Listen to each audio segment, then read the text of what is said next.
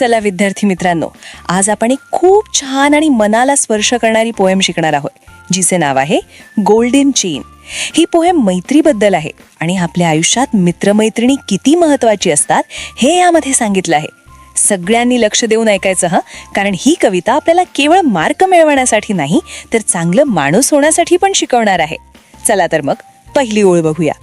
Friendship is a golden chain. इथे poet म्हणतायत की मैत्री ही एका सोन्याच्या साखळीसारखी असते. आता सांगा पाहू, चेन म्हणजे काय? तर साखळी, आणि गोल्डन म्हणजे सोनेरी. जसं सोनं मौल्यवान असतं तशीच मैत्री सुद्धा खूप किमती असते. म्हणून इथे मैत्रीची तुलना गोल्डन चेन सोबत केली आहे. पुढची लाईन बघा.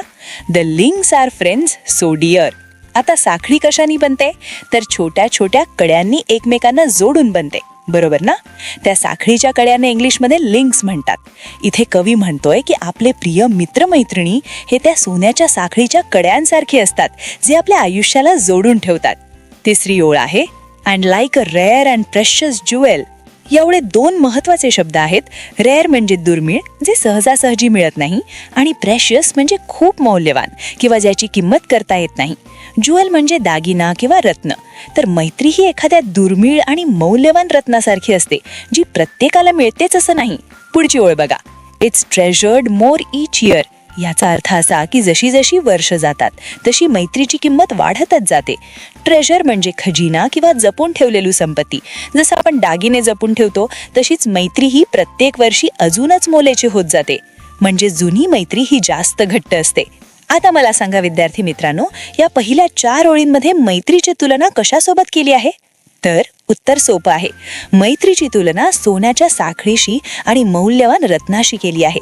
थोडक्यात या पहिल्या कडव्यात कवीने सांगितलं आहे की मैत्री ही साध्या धाग्यासारखी नाही, तर ती सोन्यासारखी पक्की आणि मौल्यवान आहे. आता आपण पुढचं कडवं बघूया. It's clasped together firmly. इथे क्लास्प्ड या शब्दाचा उच्चार नीट ऐका. क्लास्प्ड असा करायचा. त्याचा अर्थ आहे घट्ट पकडणे किंवा दोन गोष्टी एकत्र जोडणे. फर्मली म्हणजे मजबूतपणे. ही मैत्रीची साखळी कशाने जोडलेली असते? तर पुढच्या ओळीत त्याचं उत्तर आहे with a love that's deep and true. म्हणजे ते ज्या प्रेमात खरेपणा आहे आणि जे प्रेम खोलवर रुजलेलं आहे, अशा प्रेमाने हे मैत्रीची साखळी घट्ट जोडलेली असते.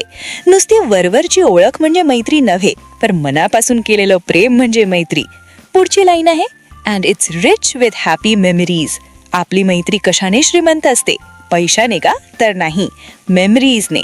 मेमरीज म्हणजे आठवणी.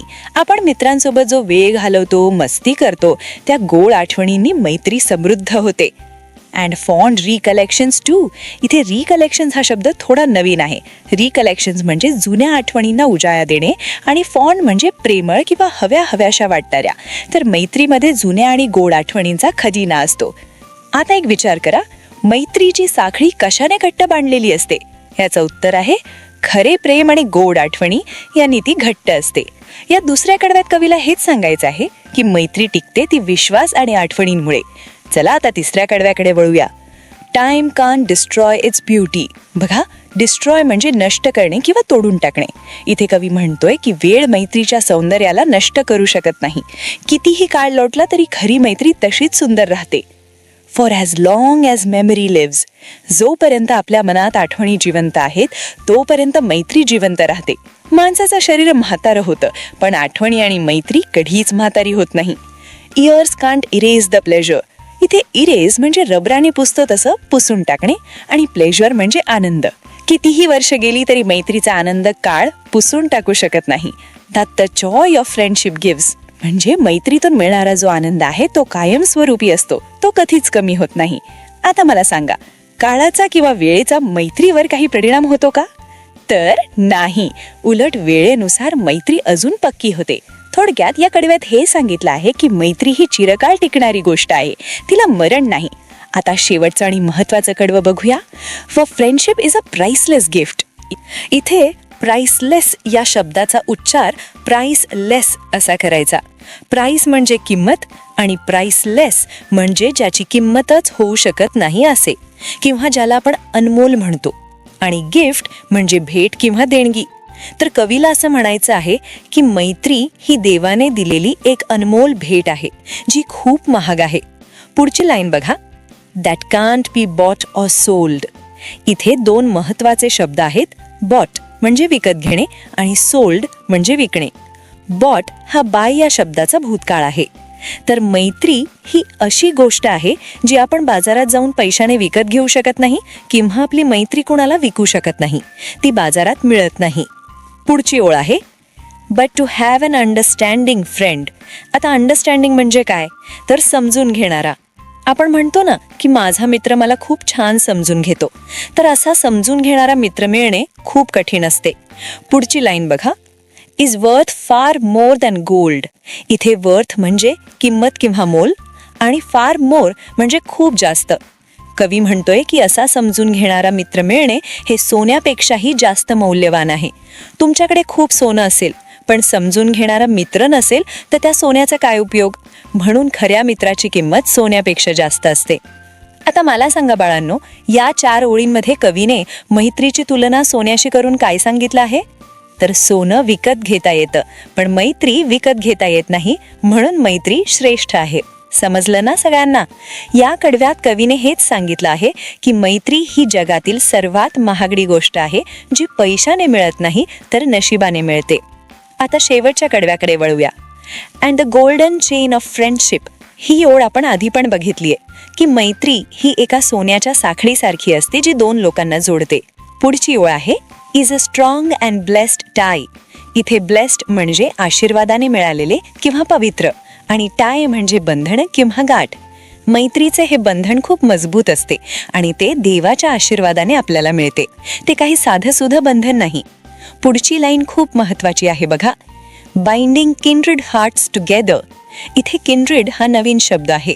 त्याचा उच्चार किंड्रेड असा करा. त्याचा अर्थ आहे सारखे विचार असणारे किंवा ज्यांची मनं जुळतात असे लोक.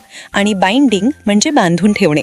तर मैत्री काय करते, जी माणसं मनाने सारखी आहेत किंवा ज्यांचे विचार पटतात अशा लोकांची मनं मैत्री एकत्र बांधून ठेवते. शेवटची ओळ आहे as the years go passing by. म्हणजे जशी वर्ष निघून जातात तशी ही मैत्री अजून घट्ट होते. काळानुसार मैत्री संपत नाही तर ती तशीच राहते. उलट जुन्या मित्रांची संगत अजूनच गोड लागते. आता एक विचार करा बाळांनो, किंड्रेड हार्ट्स म्हणजे काय, तर ज्यांची मनं एकमेकांना ओळखतात अशी माणसं.